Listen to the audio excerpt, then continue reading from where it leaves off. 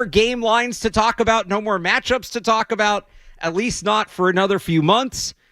We've obviously been doing the offseason for quite a bit on this show, but it is now official.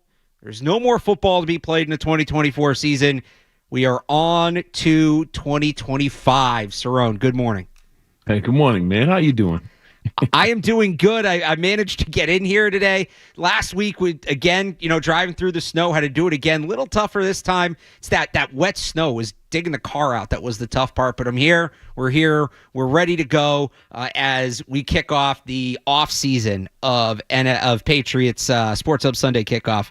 Forgot the name of the show. Off to a great start. It's all good. So we've obviously talked a lot about individual ideas, and this show ultimately isn't going to feel that different, even though it's the official start to the offseason. If you want to weigh in on your thoughts on the offseason, by the way, 617-779-0985. I'll take your calls early and often this morning. But let's just take a step back, because we've gotten really locked in on like the T. Higgins of it all, the 4th overall pick of it all. We did the coaching staff for a month, all of that. Let's just take a step back here as the offseason really begins. The combine in 2 weeks, free agency 2 weeks after that, and then we'll gear up for the draft. What is your big picture expectation for the Patriots between now and the first week in May? What is your, not individual players or this and that, just like, do you expect them to be one of the more active teams this offseason? Do you expect more of the kind of offseason we saw last year? Something in the middle? Do you think either side of the ball is maybe going to get some favorability? Do they build up the offense around Drake May? Do they put more focus on that? Do they do more with the defense, knowing they have Drake May on offense? Big picture, not necessarily what you want, but what do you expect the Patriots to do here over the next 3 months? I expect them to be very busy and very, very much in the news nationally. I think they're going to be very attractive. I think with the money they're going to spend, the guys they're going to target, you're going to hear the Schefters and all these guys mentioning the Patriots names in on everybody. I think they're going to go out and try and just build this roster with the best, similar to a draft, best player available. I think they're going after everybody. I think I seen running back from Miami was released the other day. It's like, you know what? Call them. I mean, I could see them putting a phone call in with everybody. I think they're going to be extremely busy. I think they're going to be very active in the draft when it comes to trying to move up and down the board, trying to gain more picks, or trying to move up to get a particular guy. I expect them, and Elliott Wolf especially, to be very, very active, and his name to be mentioned all over ESPN and NFL Network and right here on 98.5. I expect their names to be mentioned in everything. I think they're going to have a similar effort to what they did. It was at 2021 where they spent the most money in the league and all this other stuff. When they got Judon, they went and got receivers, they went and got everything. And I fully expect them to do the same thing and not kind of sit back and see how things go like they did last year with that situation. And I think a big difference now is of course the Drake May situation. You know who you have at quarterback, free agents. They know the coaching staff, they know everybody. And I expect them to be very active in the next couple coming months. Excuse me. You mentioned at the beginning there, you think that they're going to be a big part of the conversation nationally. Yeah. And I couldn't agree more on that. Regardless of what they do. Mm-hmm. I think that the last 2 years, really, it wasn't the Patriots of old. Nobody really talked. We talked about them a lot here locally, obviously, but they were not a national story, both during the season and in the offseason. They had one primetime game. It was Thursday night this year. That's it. Yeah. I think they're back in the national spotlight this offseason for a couple reasons. They have all those resources at their disposal. So they are going to be lurking everywhere. You hope they don't become that kind of interest kings team that's tied to every player signs none. I think we are going to hear them connected to a lot of players. How many they ultimately sign, people may disagree on that, but I think you're going to hear them in the conversation for a lot of players. They have the 4th overall pick. And you could argue they are the number one non-quarterback team in the draft. It's kind of a unique draft. Normally, the draft really starts, we like to say, with the first non-quarterback team. That's not so much the case this year because of the way the board looks, but that is going to be that 4th spot with teams like the Raiders or maybe the Saints looking to move up. That is going to be a very talked about position. There is also the Drake May of it all. After the way things went with Mac Jones, I think there's going to be a lot of focus on, can the Patriots do right to support Drake May and elevate Drake May after what just happened. I think that narrative is going to have a lot of attention.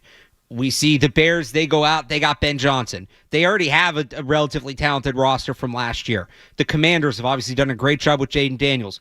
Bo Nix, the Broncos, they made a run last year. Michael Penix, we didn't really see till late. J.J. McCarthy, we didn't see. But, like, Drake May was the one guy who, while he had the individual success, you maybe didn't see it from the team.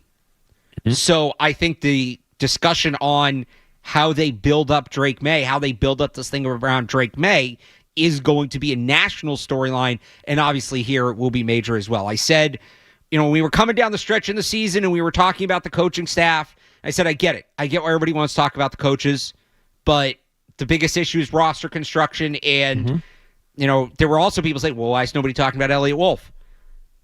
Elliott Wolf, Ryan Cowden, Mike Vrabel, those are the faces of the New England Patriots for the next 3 months. Drake May, obviously, face of the franchise quarterback, all of that. We're not going to see him throw again until at least May. So he's the face of the franchise, but he's kind of over here for now. Ryan Cowden, Elliott Wolf, Mike Vrabel are the face of the franchise for the next 3 months, like you said, because they have a ton at their disposal to get this thing turned around. And I don't know that there's one direct way to do it.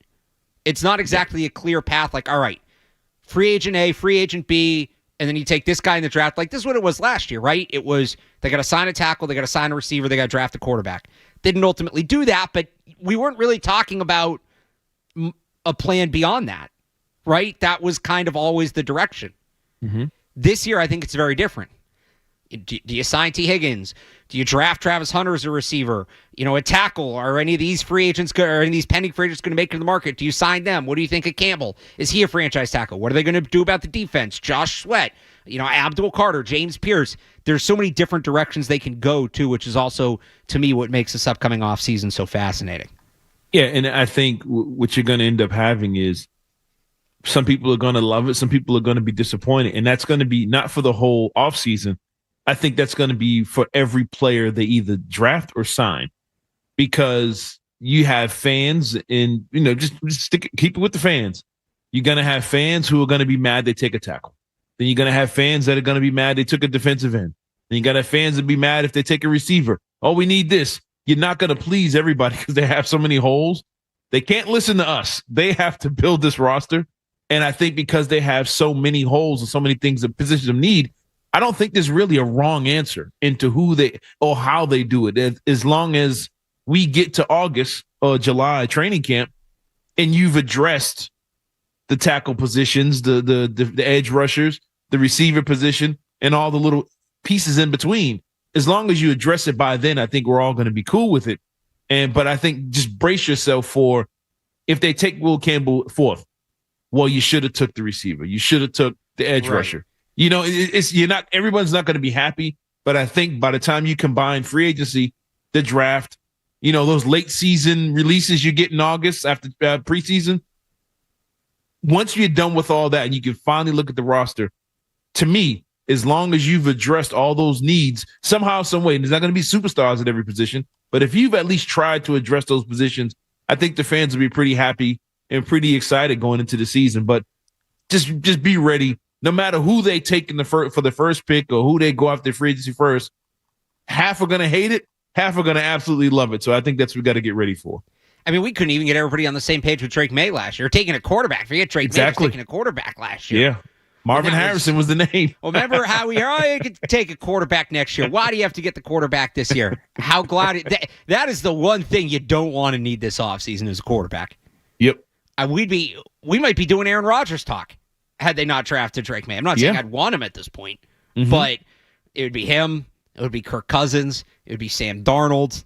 Maybe some people out there like Shadur, sure, like that would be a conversation, or Cam Ward, but Cam Ward, neither of those guys are the prospect Drake May is, or that Jaden Daniels or Penix were, for that matter. Yeah. So it's a good thing they got the quarterback last year, a little reflection, but now we see moving ahead how they build the rest of the thing up. 617-779-0985 if you want to weigh in on your thoughts on the offseason. So again, I just wanted to start big picture, kind of set the tone for the next couple of months, what we are expecting, but vague generalities are not what this show does. We like to get into specifics. Let's get back into that one player in particular that has been linked to the Patriots really going back over a year now. Yeah. And we're going to finally find out if they have a shot to add him. Will they get that shot? Should they take advantage of that opportunity if they get that shot? We'll do that next year, off and running on the Sports Hub Sunday Kickoff. More Sunday Kickoff is on the way on the Sports Hub.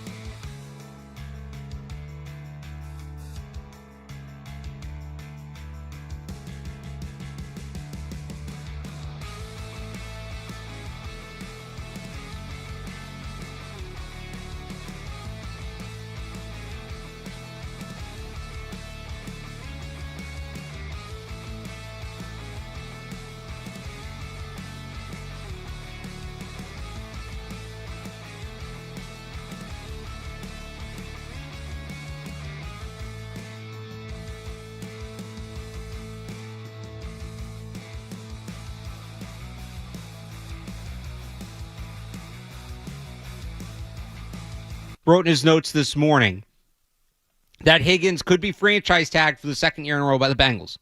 I wouldn't rule that out. And that also doesn't mean he can't come to the Patriots. Could be a tag and trade. Bengals may say, we don't want to lose him for nothing. So that's certainly a possibility. There is the chance that they keep him as well.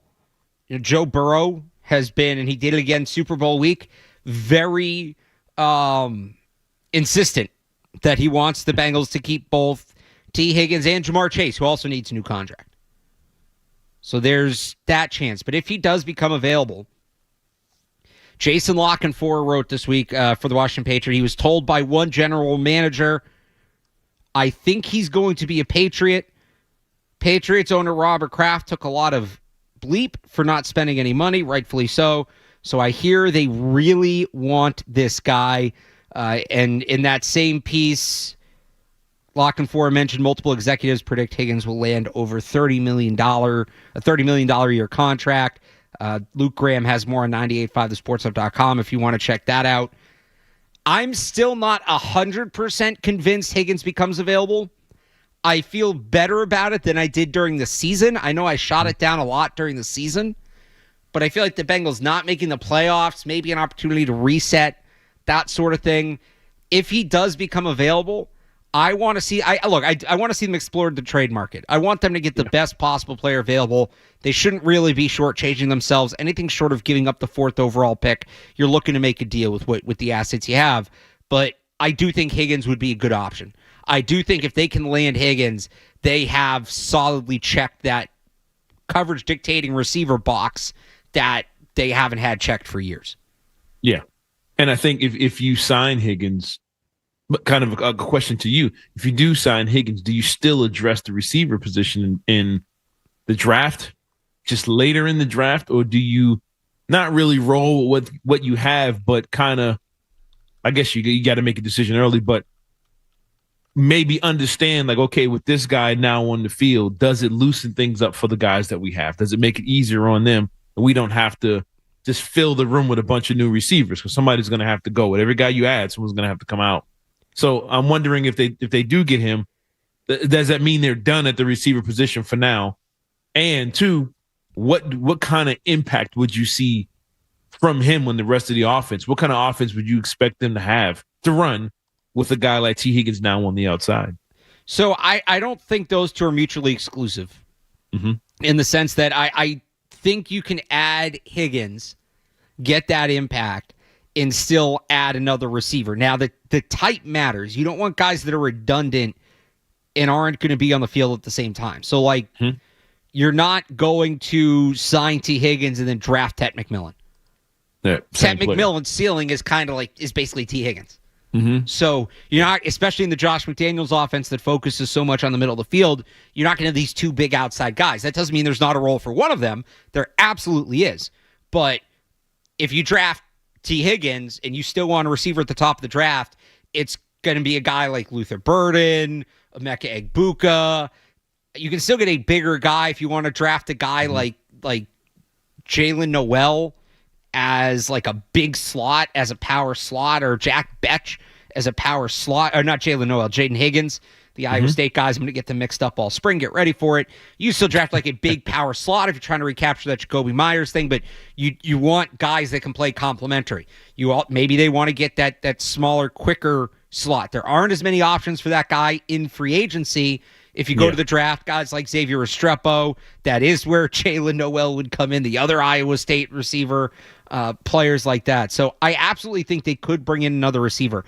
I don't know that I want them to draft multiple guys if they were to sign T. Higgins. Even if not, like, because there needs to be enough room on the roster, and especially for the younger guys, they need to play in order to get better. We saw that this year, how it hampers young players when they can't get on the field regularly. So when you look at the wide receiver room, Pop Douglas is going to be back, and he's going to play at least some role. He may end up being like the third guy, but he's going to be back. I know people don't want to hear this. I think Jalen Polk's probably going to be on the team. I think so, too. That doesn't mean he's going to play a lot, but second-round pick, usually you get a second year. He'll at least be here in camp, I'm saying, right? I think, and this goes back to the last segment, too, about the expectations. I think a lot of people are expecting like 60, 70% of the roster to turn over. You start getting up to 40, 45%. That's a pretty significant offseason. Yeah. There's not going to be as much turnover in this 1 year as I think people maybe want to see. It's probably going to be 2 to 3 years to get that kind of, 70, 80% roster turnover. But, Pop Douglas, Jalen Polk's probably going to be here. I think Kendrick Bourne's going to have a good shot to make the team. I think Josh McDaniels likes him. So that's 3. Let's say you sign T. Higgins, that's 4. You draft somebody, that's 5. That's a full room.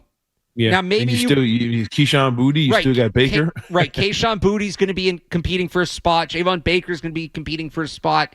To me, it's quality over quantity. Mm-hmm. Get that guy at the top of the room. Do that and get that set. And then you can build out the rest of the room behind him. But the last couple of years, they drafted 2 receivers in 23. They drafted 2 receivers last year with signings mixed in. The whole we're going to get as many guys as possible and throw it all at the wall and see what happens. That's not an answer to me. You got to get definitive players at the top of that depth chart and then move from there. Yeah, and I think you're right about that. When you have a T. Higgins, you got the guy at the top. I think it then dictates the rest of the roster and the rest of how you're going to play things out after that. It's going to be real interesting watching these guys fight for those final spots, though. I mean, it's not Tyquan Thornton again. Like, let's see if he's going to make it, see if he's going to do something. Right. I think we're not going to be so much focused on the bottom of the guys making it in, but I think it's going to be a pretty interesting competition, especially when you see what kind of offense McDaniels is going to run. Who fits in that better? I mean, it could be, like you said, people don't want to hear the whole situation with Polk. Polk could be a guy that he stands out in the offense. It just fits him. You just never know. And maybe his confidence is up. He's feeling good going into it, and he has that jump, which we've seen from other receivers over the years. When changes are made around him, I always think of guys like Nico Collins in Houston. He wasn't his rookie. I think he had like 23 catches or something like that. Next thing you know, Slowett comes in, they get a new quarterback. All of a sudden, the kid just explodes, and we're looking at Nico Collins as one of the better guys in the league. You just never know. But it's going to be fun to watch. It's going to be interesting. And you mentioned one guy that I think is, to me, he just looks like a McDaniels guy, and that's Restrepo from Miami. I just think a guy like him, shifty as he is, I think he would be a good fit for somebody that can pick up an injury. Now, is he going to be available when they want to get him? I don't know about that. But I think he'll be a good player, and so I think somebody that'll be pretty solid to fit this offense, even if you get T. Higgins or if you don't. To go back to something you said there about the competition, like it's been the wide receiver room's been competitive the past couple of years in camp, and I think because it has been. It's a bunch of players who are all close in ability, competing for fewer spots than there are, and like we look at that and we say, oh, it's a competitive room. I'm not going to say that that's bad, but you want that at the bottom of the depth chart. You don't want that to be the whole depth chart. I think that's the difference. This is a really interesting name. I hadn't thought of this. I don't know if I maybe missed something about him being available, but Walter in Boston with an idea of something they can do in the wide receiver room. Walter. Yeah, I was just saying that because if you get Higgins and you luckily get a tackle in the free agency, right? And then with the first trick, you just tackle a DN. If you can get one of them third picks for Christian Kirk, you have a legit 1 and a 2. Kirk can give you 1,000. Like, especially in Josh's type system, I think he'll probably have his best years in Josh because the athleticism and the way he plays fits in Josh's system. And he's better than Strepo as far as he can go down the field and get open real quick. Yeah. So I just wonder what you guys think about that. Walter, great. Thank you. Good call. Great name to bring up. And he is a pre-agent, so he's under contract through the 2025 season. He's 28 years old. I don't know if Jacksonville is going to be trading off players around Trevor Lawrence. I haven't seen anything about him being available. They're trying to get back, and I don't think that they're going to do a full rebuild with Liam Cohen. I think they're going to try to build up from what they have because obviously they made some progress last year with a guy like Brian Thomas Jr., but if Christian Kirk is available, I would absolutely make that call if I'm the Patriots. Yeah, there are some like Twitter rumors I'm looking like he's kind of a cap casualty candidate. Oh, okay. Which they would save $10 million if they move him. So that's not insignificant. Yeah, that's a lot of money.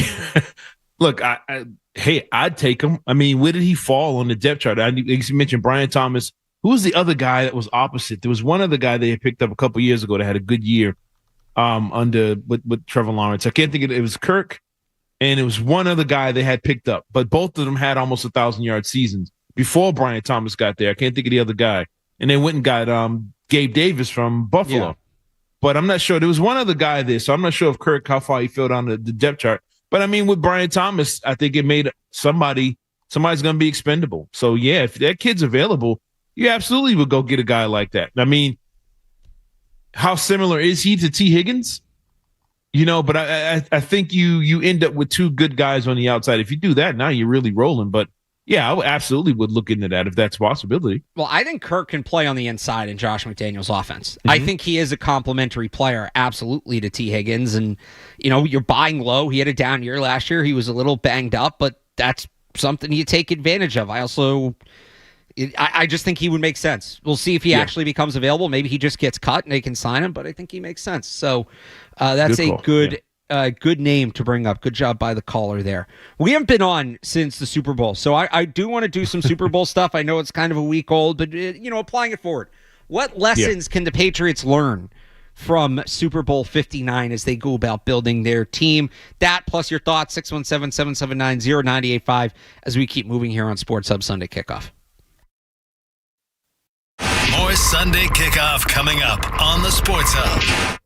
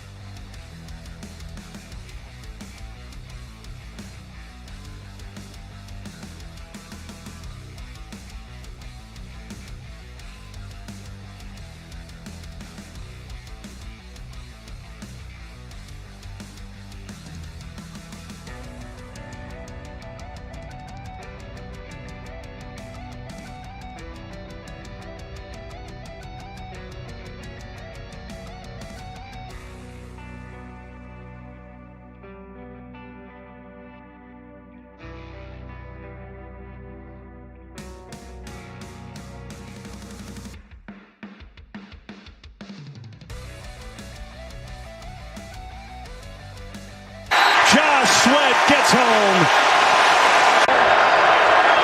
2nd and 14, 4-man rush. Mahomes pressured again, sacked again.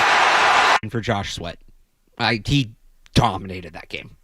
Yeah, Dominated. the whole D-line. I would have brought them all 4 guys up here. Just share this. Well, look, a lot of those guys are free agents.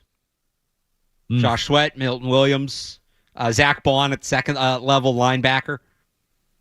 And if there's a lesson you learn from that, we kind of talked about it last week. Again, there's one that there's no one way to build a team. You can't just build your team through the draft. You can't just build your team through free agency. You can't just build your team through like developing players you're adding with lesser assets. It has to be a little bit of all three, really. Mm-hmm. It does.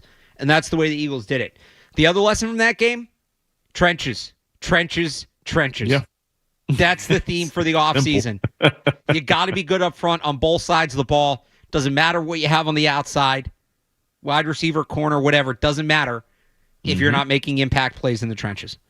Yeah, and I think in football in general, I think as fans, we've kind of got away from glorifying the trenches or the guys the thumpers. And I think we're all fans of the Patriots. We're all fans of their dynasty, and their dominance, especially early on, was all, I wouldn't say all trenches, but they were dominant in the trenches. You know, the Richard Seymours, Vince Wilfork, Warren and Ted Washington, the linebackers, they were just dominant when it mattered. One of the most famous plays in this franchise history was a 4th and 1 stop, in Indianapolis that changed the way the playoffs went.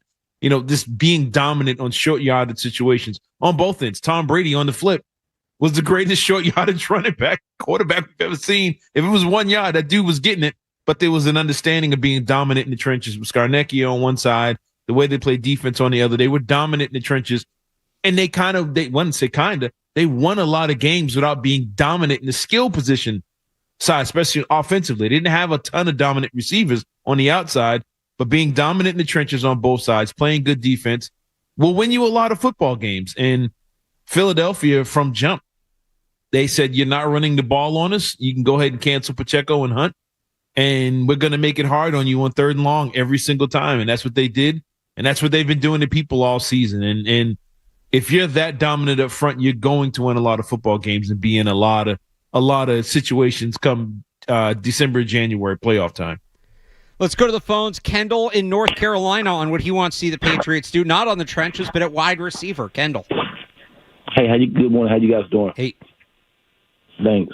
So let's just say we address offensive line and free agency and add T. Higgins. Yep. And if you're still sitting there at 4, but you can't trade back, do you still go best play on the board? Maybe you still get a Travis Hunter, and this all checks out. Like, let's just say at the combine, he said that, hey, I want to be a receiver. If he says that, do you still take him at 4 and add him to the room with T. Higgins?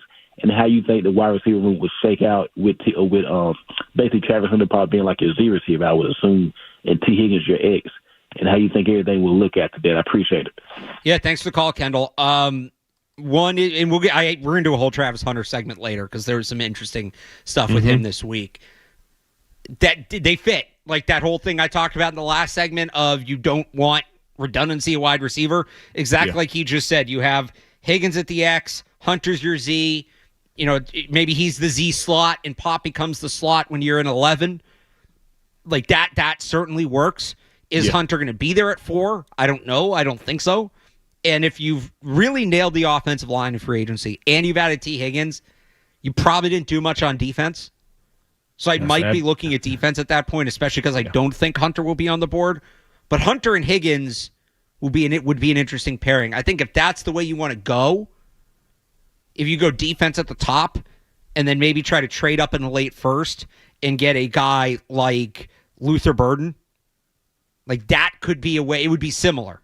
Burden's not quite the receiver that Hunter is, but you'd be getting a similar dynamic while also making sure you address defense. Yeah, and I think if you, like you said, if you've addressed all those other needs, I don't know if I'd go for Hunter the receiver. I might look at Hunter the DB, or somebody like, I don't know if he's still going to be there or not, but Abdul Carter. I think you go after the defensive monster at that point. You've got your receiver, you've got your offensive line. Okay, we just talked about the trenches. let's get us somebody here that can get pressure on the quarterback, because it was a major need for us last year. Let's go in and get that guy. I don't know if you want to do it from the inside with the Mason Graham, or do you want to do it on the outside with an Abdul Carter, if he's still available at 4. But I think that's where I would go if I got my T. Higgins, I got my offensive line through free agency. I think I might go with the Abdul Carter, Mason Graham, combo, whoever's available at that time, and I try and build my D line at that point. Let's go to Pew in Atlanta. Hey guys, thanks for the call. What do you guys think about trading for Kyle Pitts, and what do you think it would take to trade for him? So I'm in. I've been hesitant to be out on Kyle Pitts. Last season did not help. That was the first time I really questioned it. Look, if you can get Kyle Pitts for like a day 3 pick, yeah. I don't remember what his contract is. I don't think is he still on his rookie deal? I think he might be. Look, I'm in on Kyle Pitts. I think the dude can play. I think he just wasn't used the way that we kind of wanted him to be. But I think he has the skill and the talent, and I think playing with Josh McDaniels, I think he would get the best out of that tight end position, and I think he'd be a great weapon to add with Drake May. I'm big on tight ends and running backs. I think they need to address it, and I absolutely am in on Kyle Pitts if they can get him for not giving up too much. So he's on his 5th-year option, so it's $10 million. If you can get him for like a late day 3 pick, like I wouldn't be opposed to just kind of seeing what you can do. I don't think his usage in Atlanta has been great, his time there. I think that's part of the reason he struggled to develop. But at this point, the damage may be done. I don't think you're expecting much out of adding him. But if they're going to take a flyer on a guy, right, again, you look at the Eagles model and what they did with guys like Mekhi Becton and Zach Bond, who were not viewed as linchpin kind of players. And the Eagles got them, and they found a role for them, and they helped them develop and things like that. Like, if you think that you can do that with Kyle Pitts, he's a candidate for that kind of reclamation project player, but I'm not getting aggressive to go out and get Kyle Pitts, especially when you still have Hunter Henry. And if Austin Hooper comes back, even more so. But if he's your 3rd tight end, and you're kind of working with him just to see what's left in the tank, yeah, I mean, are you going to draft a better project player with, they have, what is it? I think it's 220, 223, and 241. Can you get him for one of those picks? Maybe you pick swap, you give up a 6th, you get a 7th back, that kind of thing? Like, I'm not anti-Kyle Pitts, but I'm not giving up anything significant to get him. Yeah, or do you really do your homework and you find a college version of Kyle Pitts? Like, do you find another good young tight end that you can probably just draft yourself and mold him into what you want? Right. Not saying there's a bunch of dominant tight ends that Kyle Pitts was at that level, but there's going to be guys that come out of that position that you're like, oh, I didn't know that. I didn't know he was that good. So do you do your homework and you find yourself your own version of Kyle Pitts and address that tight end need that way? But it's going to be interesting. But I personally think they need to do something at the tight end position. I don't know if it's anything as major as Kyle Pitts, but I think they should at least address that position this offseason. And that's the other thing. It's a good tight end draft, so you're not in a rush for that. Honestly, that's the kind of guy that maybe you look at, like, not in the next couple months, but as you get closer to camp. Or into camp, if the Falcons realize he's not going to make the team, then you make a move there. 617-779-0985. You got any other names you want to throw out for us to talk about? We've got Christian Kirk on the board. We've got Kyle Pitts on the board. Obviously, we had somebody call in on T. Higgins. That name's kind of been out there. I do want to just react to the Super Bowl a little more from a Patriots standpoint. We'll do that next year, and then we'll get into the draft stuff in the second hour. So don't worry. The draft talk is coming. We will get to that here on the Sports Hub Sunday Kickoff. Stay tuned for more Sunday Kickoff on the Sports Hub. When the snow and cold weather disappear, that's when trouble appears in your foundation. Cracks in concrete or drywall? Call Ramjack New England. Ramjack offers proven permanent solutions.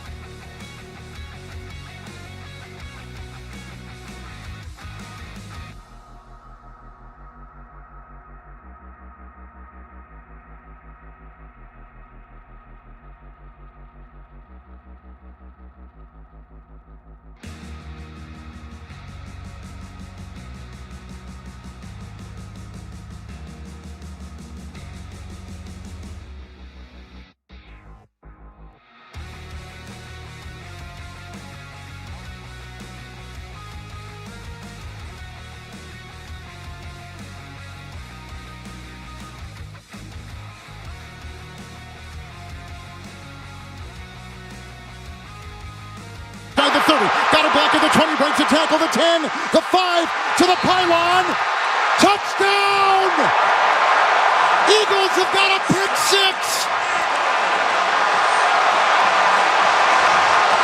It's Cooper DeJean. A 37-yard pick six of Patrick Mahomes. And the Eagles are just decimating Kansas City in this first half. Sports Hub Sunday Kickoff, but we did address it. I don't know what more I can say that Jim Murray didn't say this week. I think he was speaking for a lot of us and did a heck of a job in doing so. I'm not even going to say that the Brady-Mahomes conversation is over. What I would say is that game is a perfect example of why it should have never began in the first place. Mm-hmm. We are so far away. If one game, and those games are huge, those games are massive, those Super Bowl games matter. But if one game puts you from, yes, he's the GOAT, to, oh, no, we're not even ready for the conversation, you probably weren't ready for the conversation to begin with. Yeah, exactly. That's the reality. And all the people who call Brady a longevity merchant, it's not something you're a merchant of. That's incredibly impressive to do in the National Football League. No, not just stay in the league. This isn't he just hung around until he's in his 45. Dominated. He had 5,000 yards and 40 touchdowns at 43 years old. And the Patriots, to the same extent, to be as good as they were for 20-something years, and they never had a Super Bowl like that. Yeah. The one time they almost did, they won the freaking thing. That's true. Think about that. And the difference was, and I get why people, 28-3 popped in the head as that game was going. I understand why. But the difference, and I think the most underrated part of 28-3 is even though the Patriots were losing badly, you still felt they were in it. well, because they controlled the game. They were at one point out snapping the Falcons. I think they'd run like 50-something plays. The Falcons had just over 20. So as you got late in that game, the Atlanta defense was gassed because they had been on the field all day. Mm-hmm. Those big strike, quick play touchdowns that Atlanta had came at the price of their defense didn't really get a chance to rest, and the Patriots were able to take advantage and pick them apart. When the Chiefs got down big, they hadn't run any plays. The Eagles were controlling that game. It was 3 and out every time. Right. The Eagles had them out rep 2-1. It was either late in the first half or early in the second half. They had run double the plays. That's such a big part. And you had a similar comeback in one of the college football national championships a couple years ago, too. It was right around 28-3. It was a year or two after that, where it was the same thing. It was an Alabama-Clemson game where Alabama was up early, but they were scoring quickly, and Clemson's defense, or Alabama's defense, was just on the field forever. If you want to make one of those comebacks, that's a significant part of it. And the Chiefs couldn't even get there. They couldn't even sustain offense. And I just, look, is Mahomes a great quarterback? Yes, absolutely he is. He's one of the best to ever play the game. Yeah. One of a handful that are in contention chasing Tom Brady. And he is still very much chasing. I think he's past Peyton Manning. I said that last year. For Manning's overall lack of postseason success, I give Mahomes an edge. I know Manning has the MVPs, but I give Mahomes an edge. When you get into the Elways and the Montanas, that to me is where Mahomes is right around. I don't know that he's past those guys. Maybe he is, maybe he isn't. We could have a good debate on that. That's where he is right now. And I wouldn't put him over Joe Montana simply because people made Tom Brady jump through crazy hoops to be considered better than Joe Montana. Brady had 5-6 Super Bowls before people said, okay, he might be better than Joe Montana. Right now, if Pat Mahomes blows his knee out tomorrow and retires, statistically, he's still behind Joe Montana. Super Bowls, he's still behind Joe Montana. So I think it's a closer comparison to those two. It's like until he wins 5, I'm not putting him beyond what Joe Montana did. And the same, Joe Montana's dominance was like let's say 7-8 years or whatever it was, but undefeated in Super Bowls, we all know the numbers or whatever, but playoff wins, statistics, that's more of a comparison. But to get to Tom Brady, the kid has to, like I said, he's 60,000 yards, 400 touchdowns, and 4 Super Bowls away from tying him. And you have to do that with your roster now, which is about to flip over. Okay, now you need a new Travis Kelce. Andy Reid looks like he's not going to be there another decade. Your whole roster is going to be different. Tom Brady's roster flipped over several times, over and over again. He kept winning. And you mentioned not playing those games where you feel like he's always in it. One of the greatest games Tom Brady played, but he lost, that doesn't get talked about enough, was he was in Tampa against the Rams. He almost had a 28-3 moment again in that game. Right. But Tall Bowles let him down on the zero blitz play that got him burnt. Cooper Kupp, I think, got the touchdown. But he almost had a 28-3 moment again in the playoffs, to the point that the Rams players won the game, and they couldn't wait to get over to Tom Brady and be like, man, that was amazing. And when they won, it's like this dude, he just mentally was on another level. And it was like, no, you're going to have to literally kill me to beat me. And I didn't see that from Mahomes. It's the second time getting smoked like that in the playoffs, including the game against Tom Brady. And now I want to see what happens when everybody in Kansas City wants to get paid. Coaches start to leave. Andy Reid retires. Kelce leaves. What does it look like when everything around him has changed? And I think that's where Brady's greatness came in, because he continued to win in different ways when his environment changed around him. And it was an incredible thing to see. We haven't seen anything like that in sports before. And I don't think we're going to see it again. It's a wide gap between him and everybody else. Let's take a couple of calls before we hit the headlines here. Ryan in New Hampshire. Ryan, good morning. Hi, good morning, guys. Hey. You guys were talking about the tight end prospects not too long ago. Yep. I just wanted to say, there's a kid from Bowling Green. His name's Harold Fannin Jr. And this season he lined up over 500 snaps in the running back, over 500 snaps at real outside receiver, over 500 snaps in the slot, and he was a tight end. And I'm just curious, a player like that, how do you think he would fit in Josh's offense? I'll let you guys take it. Thanks. Yeah, thanks for the call, Ryan. Fannon's going to be an interesting one. He struggled at the Senior Bowl. So that kind of, people thought he might sneak his way into the first round. Now, not so much. Good athlete, moves well, plays physically, but he's a little undersized. He's not much of a blocker. There are some Jonnu Smith comps there, certainly.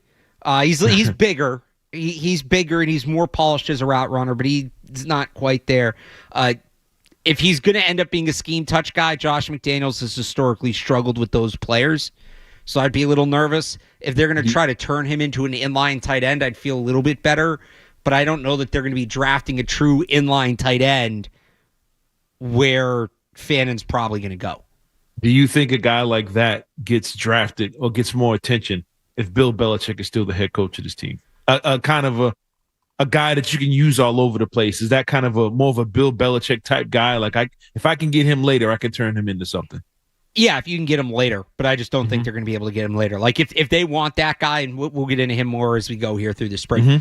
Savion Williams from TCU is, you can get a little later. Yeah. He's still a top 100 pick, but a guy you can get later who he really plays everything. He is the comp's Cordero Patterson, and it's very clear why. Like you watch him, it's same skill set, same body type, all of that. He looks like Patterson. I'm laughing because we talked about this last week.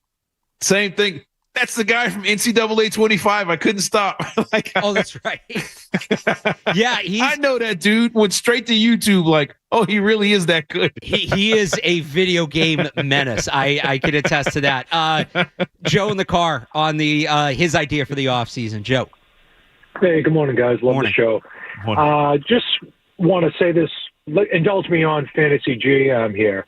Yeah. Now, you talked earlier about Cole Strange, whether he's a fit with McDaniel's type of offensive running game.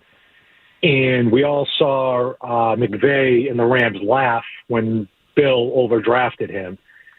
I'm under the impression that the Rams want to get rid of Cooper Kupp, basically because of his age and a salary dump. Now, would it be possible if we throw Strange in there in a 6 for Kupp? Because I would love T. Higgins, but I won't believe it until I see it. I think my fantasy offseason is Stanley, Sweat, and Higgins. What do you guys think about that? Yeah, thanks for the call, Joe. I don't think Stanley's going to hit free agency. Cole Strange for Cooper Kupp at this point, I don't know that helps the Patriots a ton. Cole Strange right now, and we'll see what they do in the draft. Cole Strange's probably your next center, taking over for David Andrews. And I do think he does have some potential playing there. I'd still like to see them bring in somebody else, and we'll get to that in a little bit. But Cooper Kupp, there's a reason the Rams are getting rid of him. He's going to be 32. He really hasn't had...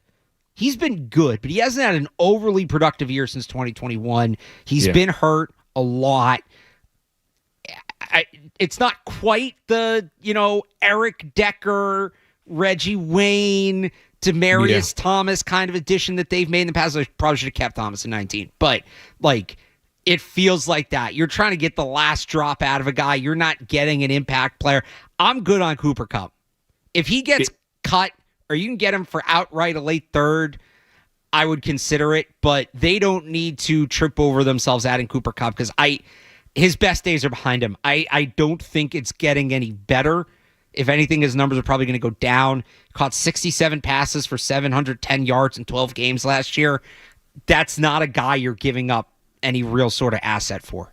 Yeah, I think he's the kind of guy that goes somewhere where he's trying to win one more Super Bowl, and he goes to somewhere where the situation's already great. Like you mentioned, the Patriots trying to sign those older guys, whatever. They still had the Gronks. They still had the Edelmans. And we're adding him to what we already have. I think bringing in a Cooper Kupp to be your one or your two option here, I don't think at this stage of his career he's going to give you anything in that position, that role. I can see him in Baltimore or in Kansas City is going to need somebody because I think DeAndre Hopkins he's a free agent. So I think he somewhere like that, a ready-made team is where somebody like Cooper Kupp is going to fall in. Yeah. If he keeps playing. And look, if they were to add T. Higgins and then, add Cooper Kupp on top of that, fine. Yeah. I'd be, a little more because you're not asking him to carry the load. But I think people hear Cooper Kupp's available and they picture the wide receiver that was there on the board or was there on the field in 2021. That's not the guy you're getting. It's not if you want that guy. And that McVay wouldn't be getting rid of him if he still was. Right. And that guy would be great in this offense, but you're going to have to go somewhere else to find him. Right. Let's get a quick check of the headlines, and then we're going to do draft talk for the last hour of the show. You want to weigh in on that? 617-779-0985. It's Alex Barth Cerrone Battle on Sports Hub Sunday Kickoff. From the Town Fair Time Studios, this is your home for every Patriots game. Look into the end zone, try to keep the play alive. Falling down, he goes to the end zone. It's caught! Touchdown! WBZ-FM at HD Boston. 98.5, the Sports Hub. A Beasley Media Group station. Essential Sports Hub headline. Presented by Celsius Energy Drinks. In the Four Nations round robin yesterday, the United States beat Canada 3-1. Jake Gensel scored a pair of goals for the U.S. Connor Hellebuck made 25 saves in the win. With that win, the U.S. clinches a spot in the championship game in Boston on Thursday. First, though, they have their final round robin game on Monday at TD Garden when they will take on Sweden. Sweden lost 4-3 to Finland yesterday. To kick off NBA All-Star Weekend last night, Tyler Hero won the three-point contest, and Mac McClung has three-peated as the Slam Dunk Contest champion. The NBA All-Star festivities continue later today with the new All-Star format, which includes a four-team tournament. It will be three teams of NBA All-Stars and then a Rising Stars team. Jason Tatum and Jaylen Brown representing the Celtics and will be teammates in that one. In college hoops yesterday, we had a 1-2 matchup, and it was number 1 Auburn taking down in-state rival Alabama 94-85. Other ranked matchups, number 6 Houston beat number 13 Arizona 62-58. Number 16 Wisconsin beat number 7 Purdue 94-84. At the Genesis, entering the final day of play, Patrick Rogers atop the leaderboard at 8 under. Danny McCarthy in second at 7 under. Ludwig Aberg at 6 under in third place. And the Daytona 500 will be run today starting at 1:30. Chase Briscoe starts the race in the pole position. Sports Hub headlines are brought to you by Safety Insurance, providing comprehensive coverage for your auto, home, and business. Ask your independent agent about safety.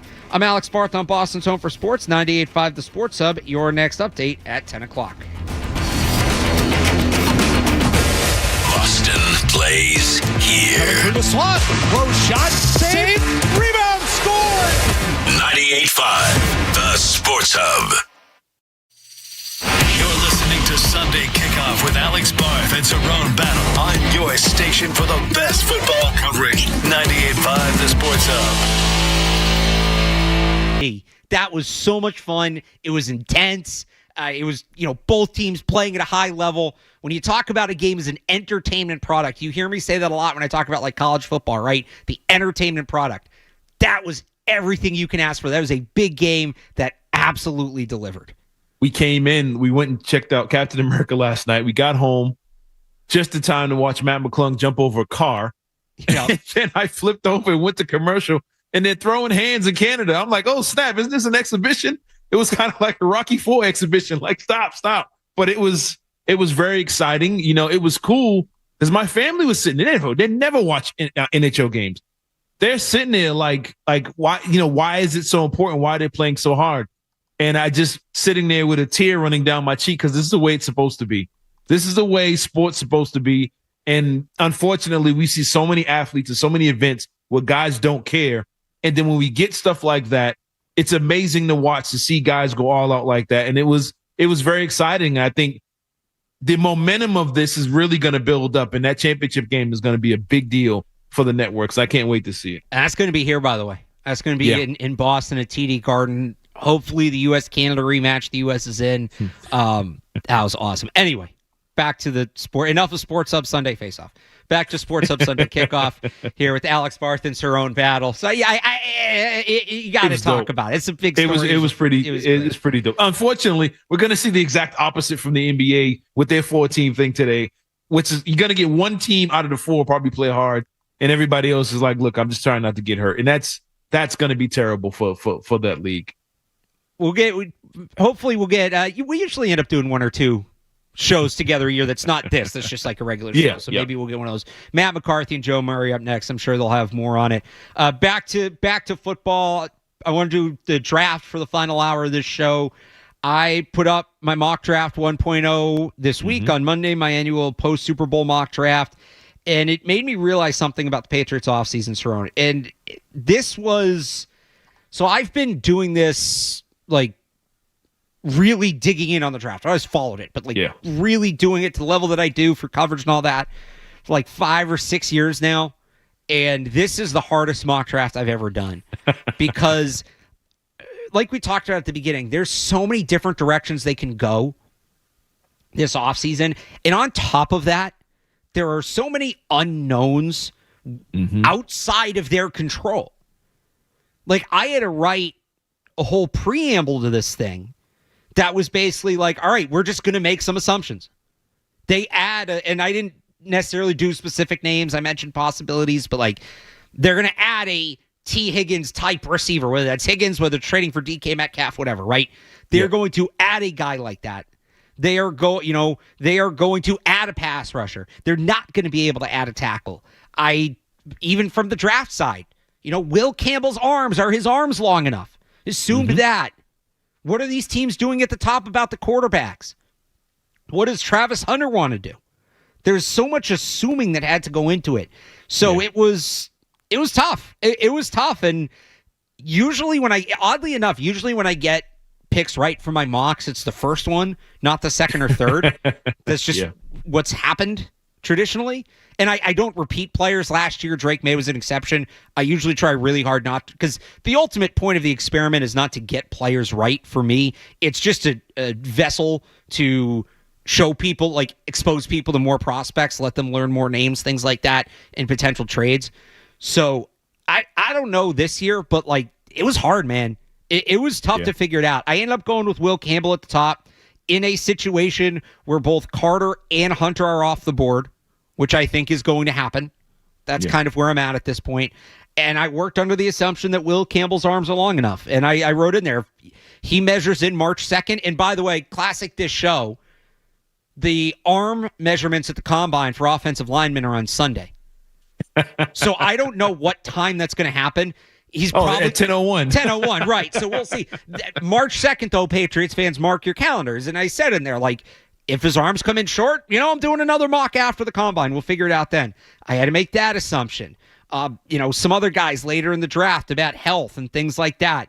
Drafting a guy like Seth McLaughlin, the center, who tore his Achilles this year, and I think is a developmental player later in the draft makes some sense for the Patriots, but that's assuming that he's making the right progress. We don't know. Things like that. So It was really tough. It's up on 985thesportshub.com if you want to read it. But the one thing I made a point to do, because I think it is an accurate reflection, even if the players themselves aren't correct, that I took.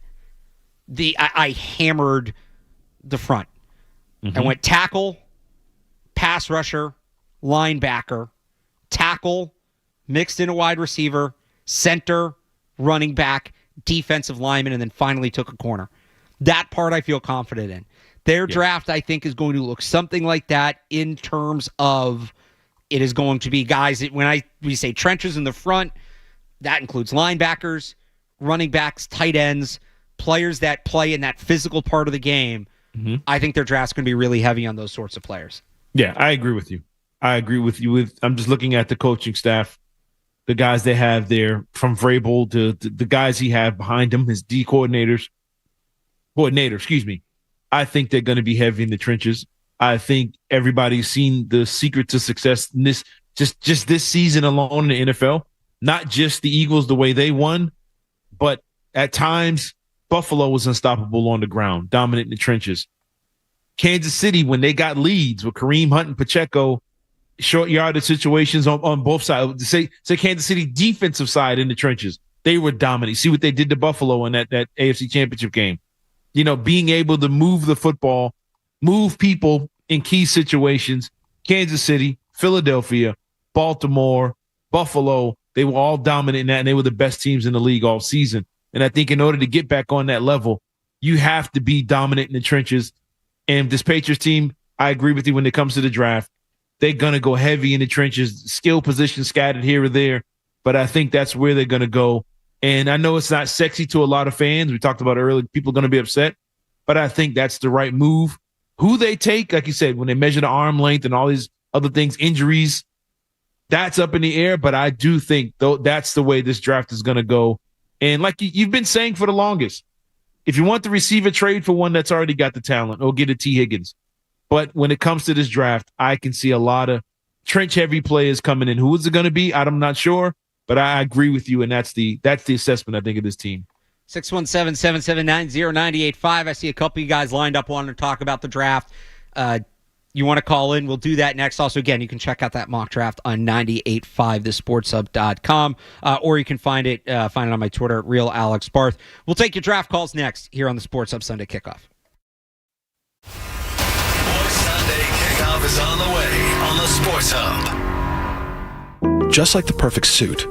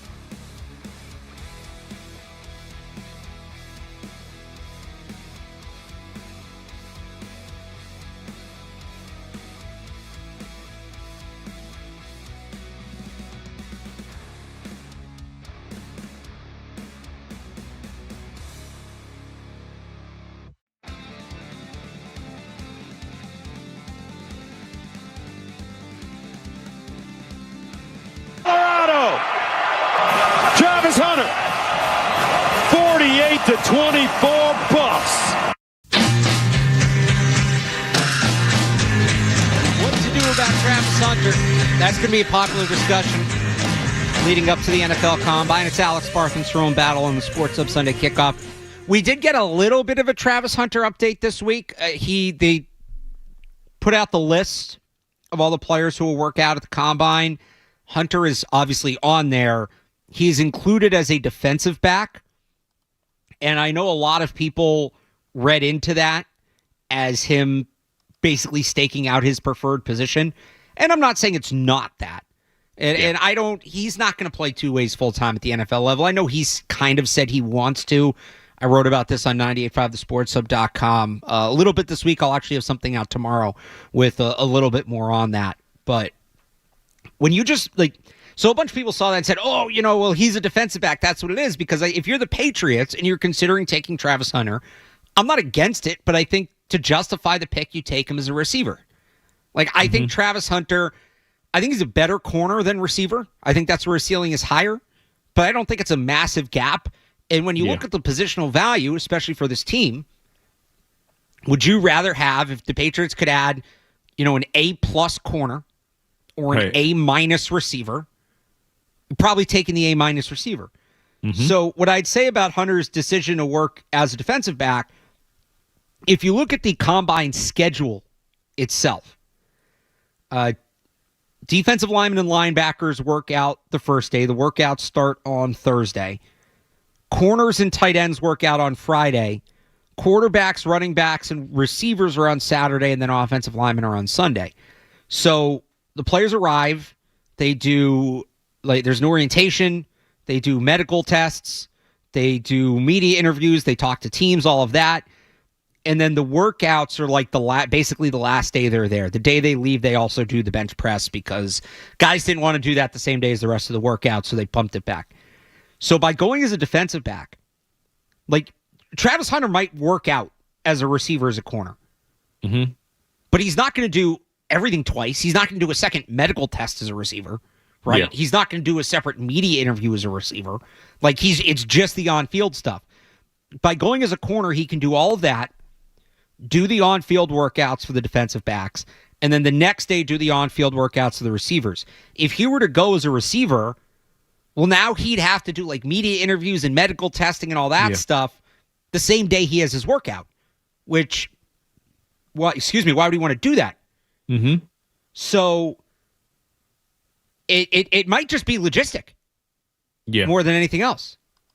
Yeah. And I think one thing that I haven't really looked into, I mean, you might have just information off the top of the head here, but career-wise, financially, what's the better decision? So this is where I actually got in this debate with somebody this week.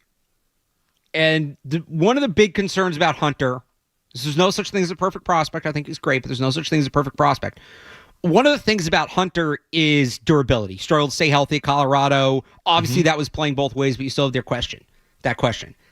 As a receiver, that first big contract and potentially second after his rookie deal are going to be worth more than they would be as a corner. But how long is he going to last? Right? You're going to play longer at corner because it's less physically demanding. So are two wide receivers contracts ultimately worth more than three cornerback contracts? Yeah, exactly. Right? That's kind of what it comes down to. He's going to make more money in the short term as a receiver, no doubt. Yeah. But he may ultimately get more money by staying in the NFL a few more years if he plays corner. Yeah. So that's going to... You can look at that either way. That's kind of a what came first sort of thing. So that's go ahead. No, wasn't it a situation with was it Jimmy Graham or somebody like that? It was I played so-and-so percentage of my snaps on the outside. Jimmy Graham, so I should be paid as a receiver or something like that. Jimmy Graham was a tight end, got franchise tagged, and the difference in the franchise tag between wide receiver and tight end was and still is significant. And because Graham he didn't play in line a ton, I think he actually literally sued the Saints or sued the league, claiming he should be tagged as a receiver. And I remember this because what it came down to was he had listed in his Twitter bio New Orleans Saints tight end. And they said, well, you're calling yourself a tight end, so you're a tight end. But yeah, I remember that. So this is a little different, but it is similar. It'll be I think the financials, that's a little interesting. I mean, I think the kid's going to make a ton of money no matter what he does or where he goes, especially off the field. He's going to be a superstar. But yeah, if you're a Patriots fan, like you said, would you rather have an All-American receiver or an All-American DB? And take the name out of it, and I think everybody would say receiver. Well, I kind of structure it like this. You can add a top 5 corner in the NFL or a top 10 receiver, a guy who's between like 5 and 10, right? I think for where the Patriots are, you take the receiver. That's not every team. There are certainly teams, and the reporting right now is most, but not all, NFL teams view Hunter primarily as a corner, which makes sense. He is a better corner. But there are going to be some teams where he's more value as a receiver. So when it comes to the Patriots, for me, I'm not against taking Travis Hunter. I'm really not. Yeah. I don't think he's going to be on the board. I think it's irrelevant, but just for the sake of the conversation. I think he's gone. I'm drafting him as a receiver. And maybe he plays some corner, like the idea I floated out there. And because it's easier to do this the other way, right? You play defense full time. You have packages on offense. What does that look like the other way? I'm playing him full time at receiver. And then when you get into the 2-minute drill, he's going out there at corner. Yeah. That's how I'd use him. Or maybe, Red late zone. in the game, you're up big, the team's throwing a lot. You're going to say, all right, we're going to be running the ball here anyway. Down the stretch, we're up big. We're going to put you out on defense. We're going to let you rest on offense. Something like that. Oh, like a third and long situation. Obvious passing downs. Okay, it's 3rd and 12. Let's go. Put him out there. Take the number 1 guy away. Situations like that. And I think he'd be dominant in the red zone because he's so long and he's athletic. We've seen the plays he's made in the red zone defensively that make you say, wow, this dude, he'll erase a lot of teams' efforts down there and can change games. But yeah, as a Patriots fan, as much as I love Travis Hunter, if I don't think he's going to be available, but I would rather him be a receiver and for more of his role as a receiver if he ends up as a Patriot. All right, let's take some draft calls. Eric in Reading. Eric. What's going on, guys? Love the show. I think you guys do a great job. Hey, you guys kind of talked about what I was mentioning with the trenches, what I was going to mention with the trenches. And, wide receivers are icing, not the cake. I heard that a couple times in my life. It's a good one. But I wanted to ask you guys who you might think a good trade partner is for the Patriots. I look at a team like the Saints. They're in the NFC. They're last in cap space. Do they move up and try to make a splash? And lastly, I want to know what you guys think about that. But lastly, I think Trey Harris at Ole Miss, I don't think he gets talked about enough because of Travis Hunter. I want to know what you guys think about him too. Thanks. Thanks for They're in the NFC. Thanks for the call, Eric. I turned my mic off instead of hanging the phone up. I don't know why I did that. Let's do the trade stuff next because I kind of want to do that as a whole segment. It is a good question. We will answer that. Real quick, though, because we're up against it on Trey Harris. I like Trey Harris. He runs routes really well for a guy his size. Now, this is a bigger wide receiver coming out of Ole Miss who moves well. There's going to be A.J. Brown comps. I don't think he's quite there. He's one of those guys, to go back to something we talked about earlier in the show, though. I don't think it's him. Like, it's him or Higgins. Those two guys aren't going to be on the field together. He might be somebody, if you miss out on T. Higgins, that you look at. But he is an interesting prospect on day 2. I do like him. Yeah, and I think I see you were doing some scouting. It's in your mock draft. You had the linebacker from Ole Miss. Yes, Chris Paul. And I think you're seeing a lot of names from Ole Miss kind of pop up now. And I was going to bring it up earlier, but I think Jackson Dart, the quarterback, all of a sudden, he's becoming that guy like last year with J.J. McCarthy, who's slowly moving up the board. And ridiculous. You can see another team kind of try and get into that top 5 to try and steal a quarterback. I was going to ask you about that in a little bit. He mentioned Ole Miss. It made me think about that. I'll say this. I'm not ruling anything out when it comes to teams getting dumb at quarterback. I had said there's one every year. There's one. It was Mac Jones 3 years ago. There really were no quarterbacks in 22. I was waiting for somebody to do it with Kenny Pickett. They didn't. But last year it's J.J. McCarthy. This year it's Jackson Dart. Like, there's one of these guys every year that the teams talk themselves into. So Ewer's name is being mentioned just as much too. No, And like I don't know if you saw the hype for Jackson Dart coming away from the Senior Bowl. Like people were talking about. Oh yeah, remember top last 10. year they were talking about him over Cam Ward and Shedeur, like being in that conversation. Remember when we that's what I'm saying. Remember we I did. think so. Oh, I'm sorry. We had that 1 week last year. Felger and Maz kept playing the clip after the combine. We were talking about J.J. McCarthy going first overall after he was humming balls into the stands, having flashbacks when it comes to Jackson Dart. Yeah, I could just see a team getting desperate. As a Patriots fan, somebody on the phone like, hey, you want to move that 4th pick because they want to get in and try and steal another quarterback. I can see teams getting extra desperate for the quarterbacks and somebody like Jackson Dart being thrown in there. All of a sudden, he's a top 5 pick in the draft. I could just sense it coming, man. I could feel it. All right, so what teams might that be if the Patriots are going to move down? How far are they going to move? Let's answer that question next here on the Sports Hub Sunday Kickoff.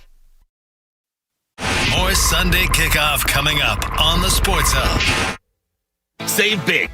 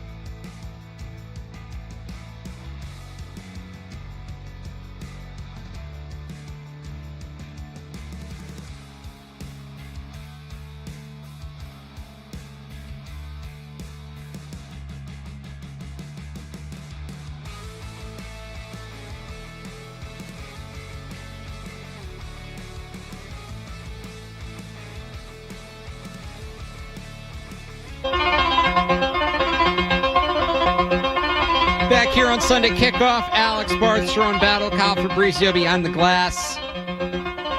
We had a caller last segment ask a very good question. Where would the Patriots trade down? How far would they trade down?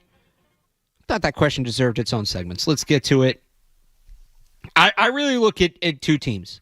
There's 3 quarterback needy teams behind the Patriots, and there's actually been some contention on this question. So I'll ask you, Cerrone. Let's do this one first. Let's say the Jets call you from 7 about moving up, and they want to take quarterback. Would you trade within the division to give a division opponent a quarterback? I think you're in a situation where if your team has been this bad for the past few years, you're not in a position to be picky. You know what I'm saying? You get your quarterback, but I'm going to have me a couple defensive ends to ruin that quarterback's life. I trust my team and my organization that we're going to be better than you no matter what quarterback you pick. And I think you're not in a position to be like, nah, I don't want that deal. I think if the Jets call you and they offer you, I won't say a haul, but a great return on that just to move up a few slots, I think you absolutely take that call. So I would take the call. I would certainly take the call. Yeah. And I would let everybody know I'm taking the call. Mm-hmm. Drive that price up. Yep. I don't think I'd do the deal. Mm-hmm. And unless they're getting really, really stupid, I'm talking about all right, we're going to give you 7 and Garrett Wilson and a future first to move up to 4, right? At that point, you can't say no. But exactly. Yeah. All things being equal, and I don't trust the Jets to get the quarterback right. I don't. But if they do, and you're this Patriots front office, there's no coming back from that. If they draft the guy who ends up being one of the best quarterbacks in the league, and that guy's now on your schedule twice a year, and you allowed that to happen, it's tough to come back from that. So I'm taking the call. I'm absolutely taking the call, but I'm hoping that I'm just using the Jets as leverage for what are really the other 2 teams in this conversation. And that is the Las Vegas Raiders at 6 and the New Orleans Saints at 9. I don't think there's any other quarterback needy teams that are within range. Now you could say, maybe Pittsburgh needs a quarterback. Maybe the Rams want to get ready for the next guy after Stafford. Now you're going down into the 20s, and I don't, again, unless it's a stupid offer, like 5 first-round picks, right? You're not moving down that far. So the game we'll play here over the next couple of weeks is, are the Raiders or the Saints going to add a veteran quarterback? And with the Saints, Derek Carr becomes a part of that conversation as well. Kellen Moore was very complimentary of him this week. But, the Raiders have been tabbed as a possible landing spot for Aaron Rodgers, which if they do that, they're probably not moving up to take a quarterback. Sam Darnold is going to be out there as well, although I think he's probably more in play for those teams that are 1, 2, 3. I would say the same about Kirk Cousins. He has connections in Cleveland with the coaching staff there, so there could be a move there. But I think you're probably looking at the Raiders at 6. And if you're only moving down those 2 spots, I don't think you're getting the future first-round pick. Not in this class, not with these quarterbacks. Doesn't mean you're not getting nothing.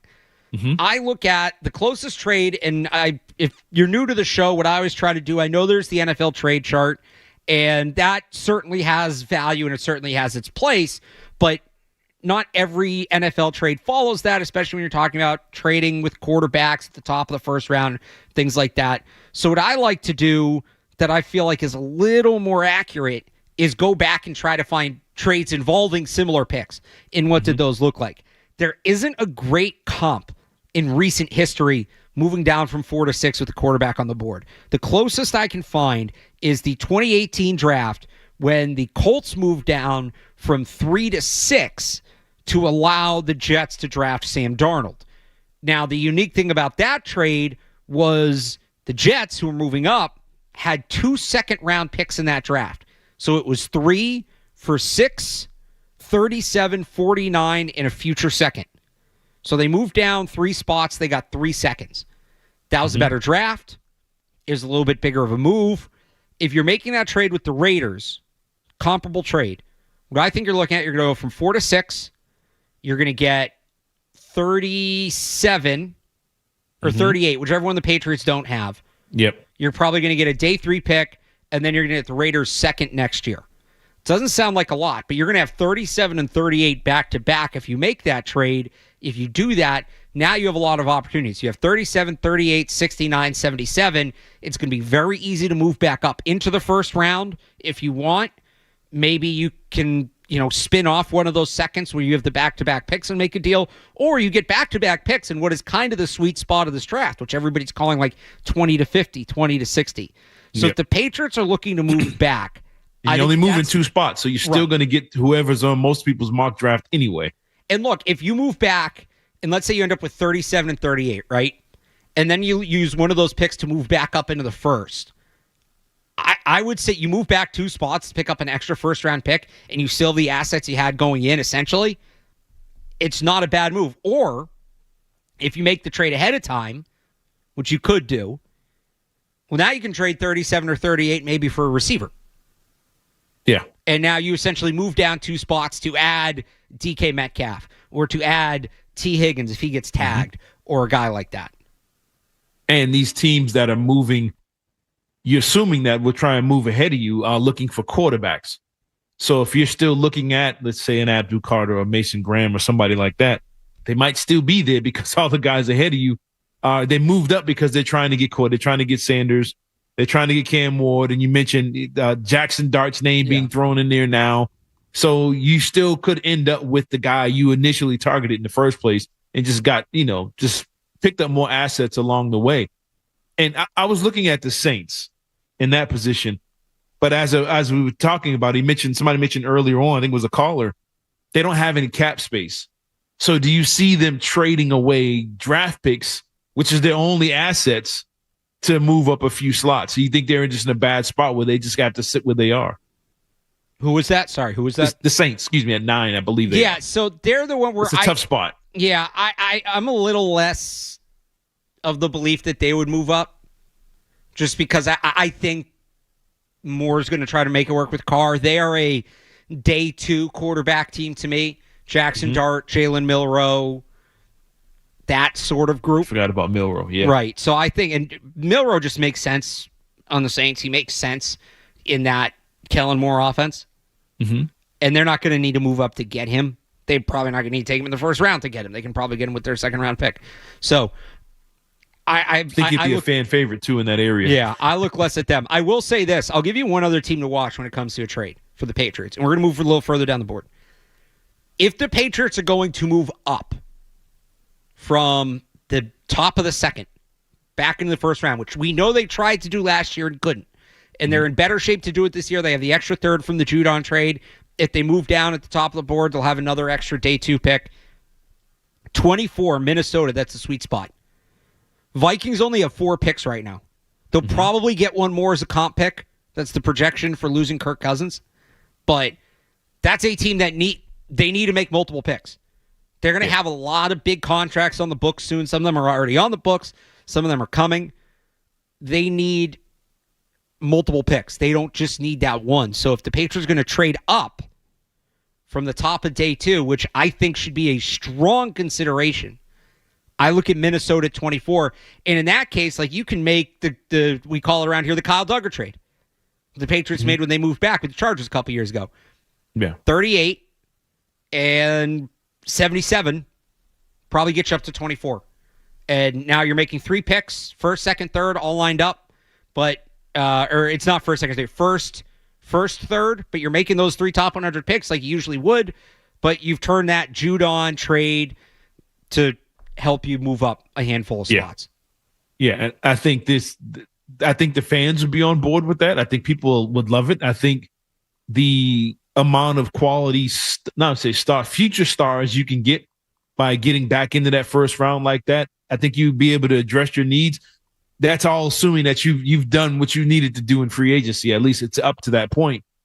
But I think you can address a lot of needs if you get back in that first round like that and get in can multiply your assets in those top 100 picks. And I think everybody would be on board with that. I didn't think about Minnesota. In Minnesota, I think it's a situation where I just looked it up a little while ago. They gave up like 50 sacks in the season. You saw Sam Darnold get sacked 9 times in the playoffs after being dominant most of the season.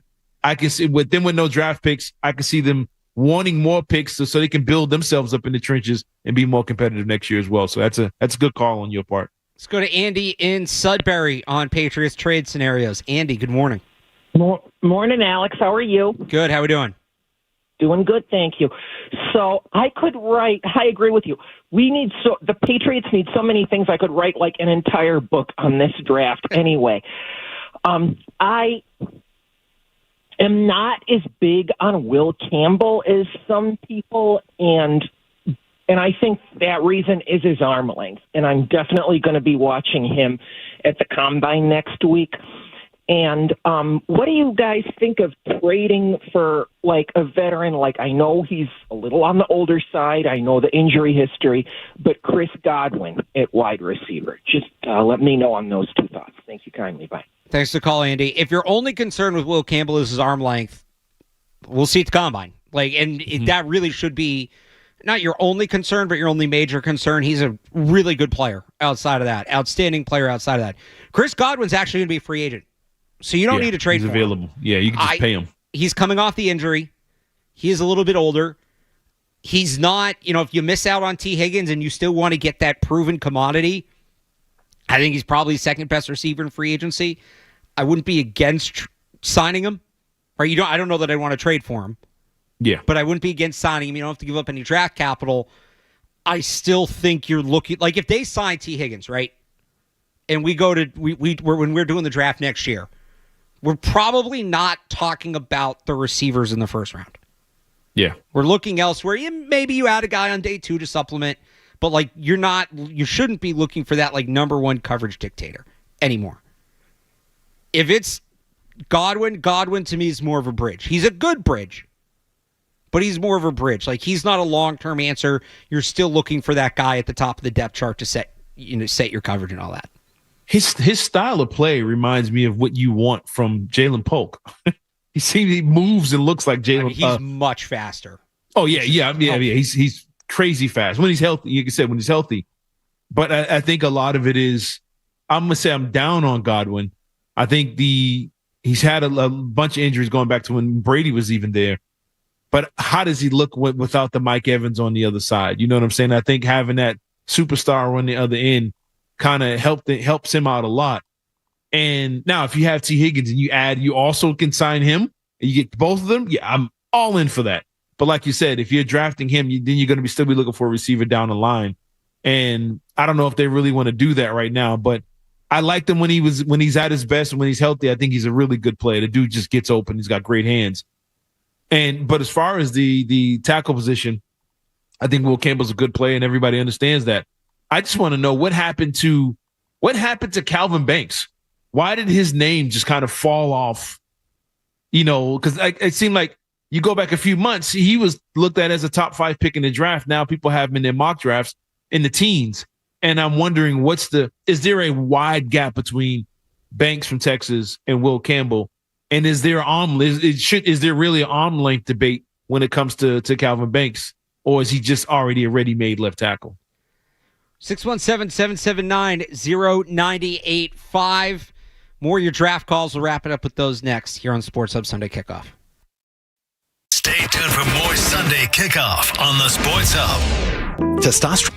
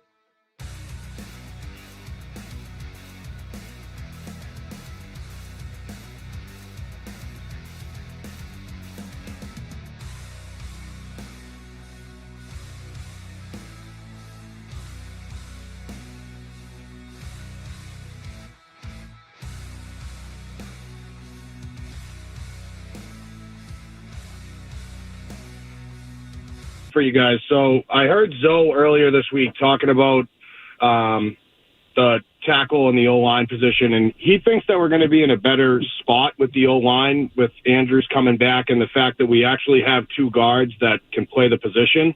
Do you think that we need to get back to just drafting football players? Everything I hear about this kid, Will Campbell out of LSU, is that he's got that snarl to him, like that Logan Mankins. I mean, he's 6'6". You guys were just talking about Calvin Banks. He's 6'3", 640. I mean, I just think 340. I think when you look at the Super Bowl that we just watched, I mean, you need big guys that are tall that can really anchor the line to beat a team like the Eagles. And I think that's really what we have to try to model ourselves after. So I was just curious what your thoughts are and what you think they're going to do in the second round as well. Yeah, thanks for the call, Mike. I'm still believing Will Campbell. I still am. Now, look, if they sign Alaric Jackson, if they sign Cam Robinson, it doesn't make as much sense to draft him. But as far as it goes, like, assuming his arms check out, I think he's the guy that can be is he going to be Penei Sewell? No, probably not. And some people may say, well, need to be that guy to draft top 5.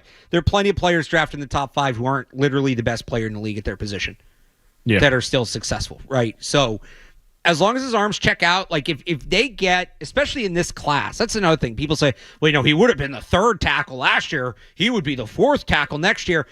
He's in this class. Like this is the year you're drafting. You can't just go to Roger and say, we don't like any of these players. Just put us down for the 4th pick next year. We're good. We're all set. You can't do that. So if in this class you get a tackle at a position in the league where there really are not enough good players, who gives you a decade plus of set it and forget it play on the left side. Maybe he's not a perennial all-pro, but like perennial Pro Bowler, maybe makes an all-pro team or 2. Yeah, I would say that's a successful pick. Some people may think that that's overdrafting, to which I would say, who are you taking instead? And you don't get to say Travis Hunter, Abdul Carter, because those players are probably going to be off the board. I would take either of those guys over Campbell. I just don't think they're going to be there. If you get a set it and forget it left tackle in this draft at 4, you did a good job. Could you get him at 6? Maybe. And maybe you play that game. It'd be better. But I still think if you get Will Campbell at 4, assuming the arms check out, it's a good pick. Yeah. And we'll see. The benchmark's 33 inches. It's been reset before.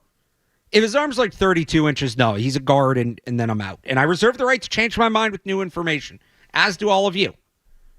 But even if he's like 34 and 7/8, Rashawn Slater was right on that border, just under. And people say, hey, he's probably a guard. And it's worked out pretty well for him at left tackle there with the Chargers. So I'm still open to the idea of Campbell at 4. I still am. I don't think it's an overdraft. No. And as far as his first point, like saying your offensive line is fine, you might not have to address it, whatever. Do you want to find a good offensive line or do you want a dominant offensive line? I think there's a difference.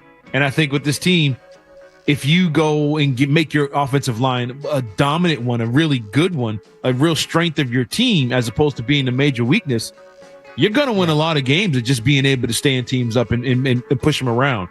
So I'm in on Will Campbell as well. I think you get that left tackle. You want somebody to protect your quarterback for the next 10 years and keep him upright. Because if he gets hurt, it doesn't matter what you do. So I think you get somebody to protect that quarterback for the next decade or so. If he makes the Pro Bowl, you really went out if he's that good. And look, if your offensive line becomes your strength, you're going to be competitive. You're going to be a playoff team. So, yes, I'm going to strengthen that offensive line. And skill players, to me, will be secondary outside of the trenches on this football team. And a good offensive lineman can make a good unit as a whole great. He mentioned the snarl Will Campbell plays with, the anger. That's true. And that would really help elevate the unit. All right, you hear the music there. We got to wrap it up. We will be back next week with getting into a lot of stuff with the Combine, which is 2 weeks from now. We will talk free agency as well. I'm sure there'll be more rumors then. In the meantime, if you missed any of the show, you can find it on the Sports Hub YouTube channel or Sports Hub Sunday Kickoff, wherever you get your podcasts. You can follow Cerrone on Twitter at Cerrone_Battle. You can find me at Real Alex Barth. Matt McCarthy, Joe Murray coming up next. We'll talk to you next week. Same time, same place. Thanks for tuning in. Be safe out there if you're driving today in the snow. And have a good week, everybody. From the Town Fair Tire Studios, this is Boston's home for sports. He scored! What a blast by Boston! Waiting, Holiday, HD Boston 95, the Sports Hub. Beasley Media Group station. Sports Hub headlines. Presented by Celsius Energy Drinks. In the Four Nations round robin yesterday, the United States beat Canada 3-1. Jake Gensel scored a pair of goals for the U.S. Connor Hellebuck made 25 saves in the win. With that win, the U.S. clinches a spot in the championship game in Boston on Thursday. First, though, they have their final round robin game on Monday at TD Garden when they will take on Sweden.